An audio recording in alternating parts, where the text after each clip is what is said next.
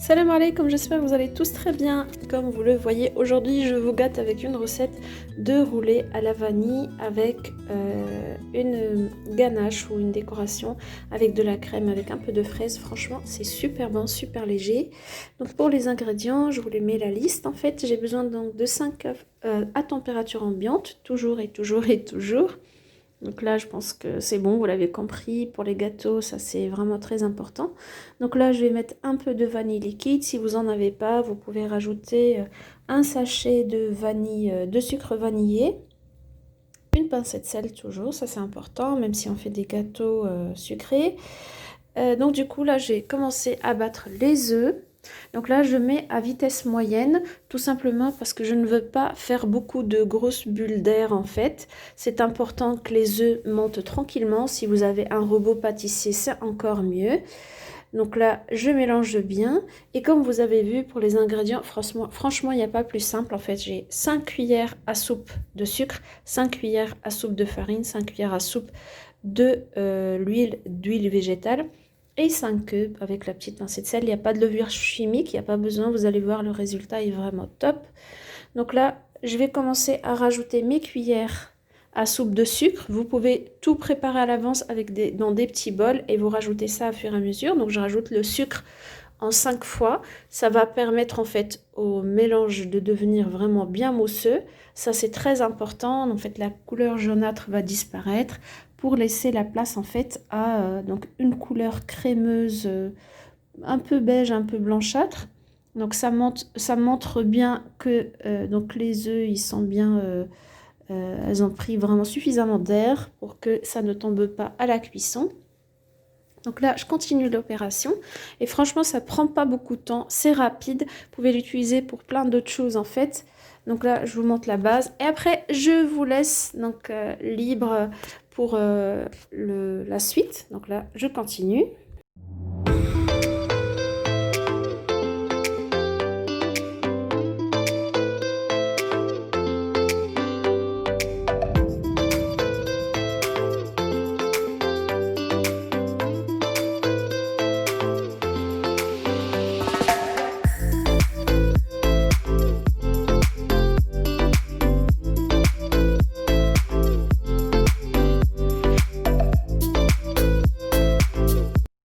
Donc là, je vous montre donc l'aspect. Quand vous voyez que le batteur commence à laisser des traces sur votre mélange, c'est que ça commence vraiment à être prêt. Donc là, je vais rajouter l'huile. Moi, je vais les rajouter en 2 fois. Donc la première fois, je vais rajouter 2 cuillères. Et après, donc 3 cuillères. Vous pouvez le faire en 5 fois si vous le souhaitez.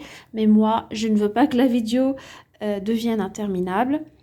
Vraiment, j'essaye de raccourcir, mais comme vous le savez, vraiment, j'essaye de vous expliquer du mieux que je peux pour que vous réussissez les recettes. Donc, c'est pour ça que parfois, c'est un peu long. En plus, dans cette vidéo, je vous montre comment je prépare ma crème. Donc là, je rajoute la deuxième partie de l'huile. Je prends toujours la même cuillère. Vous pouvez tout simplement, comme je vous ai dit, tout préparer dans 3 bols. En fait, un bol pour la farine, un pour l'huile et un pour le sucre. Et vous rajoutez petit à petit sans le faire avec la cuillère. Donc là, le fait de rajouter l'huile en 2 fois, ça va permettre à mon mélange de prendre un peu un aspect de mayonnaise. Comme vous voyez, là, c'est la texture. Et là, je vais rajouter la farine. Moi, je l'ai rajoutée en une seule fois. Je vous conseille de le faire en 2 fois. Ce sera plus facile pour enlever les grumeaux. Et c'est très, très important de tamiser la farine. Déjà, ça va pouvoir l'étaler en fait sur le mélange avec une fine couche en fait. Donc là, je continue.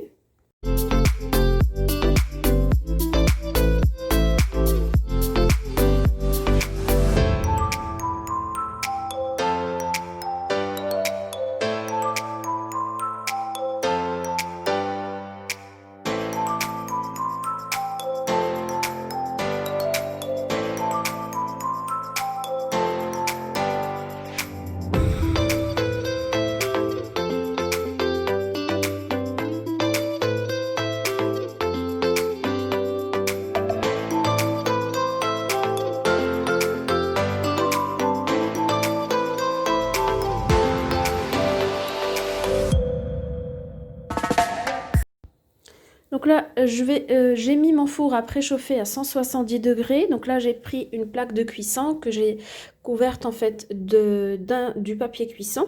Et la taille de ma plaque, c'est 33 cm sur 27 cm en fait. Donc franchement, c'était un beau gâteau. Vous pouvez faire un peu plus grand, vous rajoutez donc 6 œufs, 6 cuillères à soupe, ainsi de suite. Donc là, j'étale bien ma préparation. Et là, j'ai commencé à taper donc le plateau contre mon plan de travail. Ça va permettre donc d'enlever l'excédent de bulles d'air parce que c'est des grosses bulles. Donc là, je vais le mettre à cuire donc entre 15 et 20 degrés. Ça dépend vraiment de votre four, si elle est à chaleur tournante ou pas. Et à 170 degrés, bien sûr, vous vérifiez bien en fait. Vous n'ouvrez pas le four. Donc là, je vais commencer à préparer ma crème. Pour les personnes allergiques aux produits laitiers, vous pouvez mélanger la crème chantilly avec de l'eau ou bien utiliser une crème cacao, donc du lait de cacao ou une crème cacao, ou bien tout simplement de la confiture. Comme ça, vous n'utilisez pas de produits laitiers. Pour la crème, en fait, sur le paquet, c'était marqué donc un sachet pour 200 ml de lait. Moi, j'ai réduit donc de 50 ml.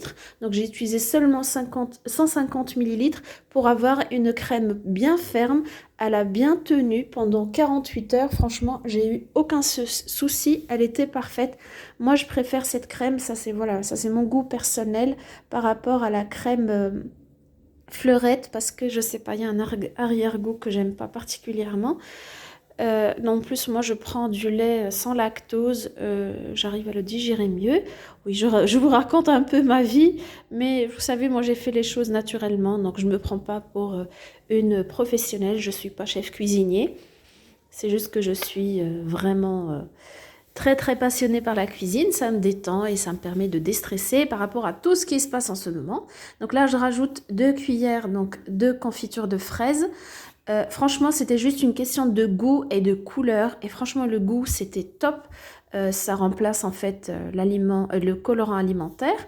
Donc, je mélange bien. La crème, elle tient bien avec la confiture. Il n'y a pas de souci. Surtout que je vais tout filmer. Et je vais mettre au frais le temps donc de cuire mon gâteau. Sinon, vous pouvez commencer par préparer la crème et la laisser refroidir le temps que vous préparez la génoise. Donc là, je vais mettre tout au frais. Et là, donc, ma génoise est prête. Regardez, elle est bien aérienne, bien souple. Franchement, top. Donc là, je vais la laisser. Donc là, je vais l'enlever donc du papier cuisson. Vous essayez de faire ça doucement pour qu'elle ne casse pas. Moi, j'ai pas réussi. J'étais pressée de filmer, donc du coup, je l'ai cassé un tout petit peu sur le côté, mais franchement, c'est sans problème. Voilà, je vous la montre. Et donc du coup, je vais l'enlever donc sur le lent doucement et je vais l'enrouler pour la laisser refroidir.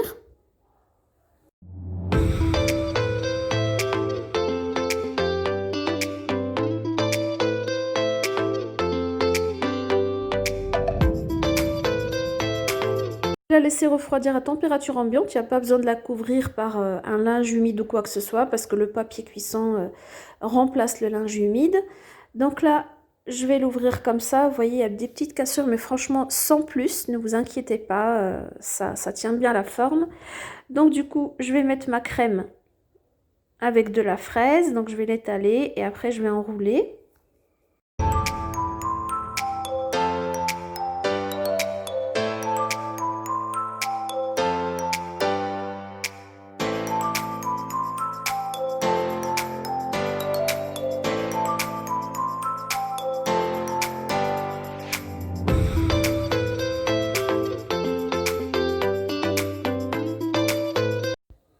Voilà, donc j'enroule. Et après, donc je vais mettre mon gâteau donc au frais pendant, je sais pas, maximum je l'ai mis pendant 10 minutes. Vu que la crème tient bien, si votre crème vous trouvez qu'elle est un tout petit peu plus liquide ou par exemple si vous avez décidé de remplacer la crème par de la confiture avec des fruits concassés, ça aussi, des fruits secs, pardon, concassés, des amandes ou des noisettes, ce que vous voulez. Vous pouvez utiliser du chocolat tartiné sans produits laitiers si jamais vous êtes allergique aux protéines de lait de vache. Donc là, une fois que mon cake donc, est reposé au frais, donc là je vais prendre la crème nature. Moi j'ai rajouté un tout petit peu, elle avait un goût vanillé, donc si vous n'en avez pas, vous pouvez rajouter un tout petit peu de sucre vanillé ou bien tout autre arôme. Vous voyez, elle tient vraiment super bien. Et contrairement à la crème fleurette, en fait, qu'il faut travailler différemment en faisant attention qu'elle ne tourne pas. En fait, il n'y a pas de grumeaux et elle dégage pas d'eau. En fait, il n'y a pas d'eau qui sort de cette crème. Donc là, je vais l'étaler. Je vais couvrir tout mon gâteau. Et je vais venir égaliser. Ça, c'est vraiment, ça c'est moi en fait. Sinon, vous n'êtes pas obligé de le faire. Vous pouvez tout simplement la décorer avec du chocolat en vermicelle ou bien des fruits secs, des fruits confits. Franchement, pour la décoration, je vous donne plein d'idées. Voilà, ça c'est le résultat. Mon gâteau est prêt. J'espère que ça vous a plu. Franchement, c'est une idée top pour le goûter des enfants. Ça se prépare très vite, ça se conserve bien au frais. Je vous dis à très bientôt pour un prochain rendez-vous et je vous